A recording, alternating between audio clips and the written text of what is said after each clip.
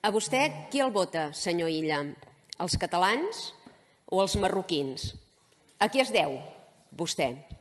Un govern que no troba diners per contractar vetlladors i docents de suport i garantir l'accés igualitari a les aules dels nostres infants amb discapacitat, però que troba 8 milions d'euros per regalar al Marroc i a altres països forasters en conceptes estrafolaris de cooperació feminista i que és capaç d'esgarrapar 800.000 euros dels nostres impostos per finançar el terrorisme islàmic que atempta contra Israel.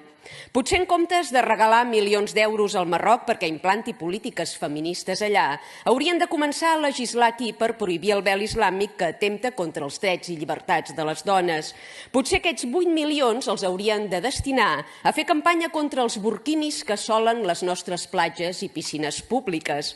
Us sembla progressista i d'esquerres la imatge d'un home amb banyador curt al costat d'una dona embolicada de dalt a baix com si anés a fer submarinisme?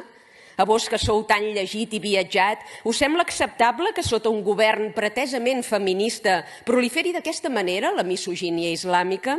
Que milers de nenes i de dones es vegin privades dels seus drets més fonamentals i que els catalans siguem obligats a conviure amb aquesta xacra?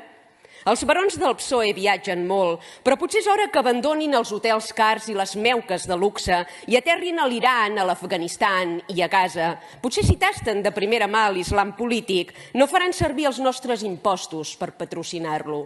A on anireu aquest any de vacances, senyor Illa?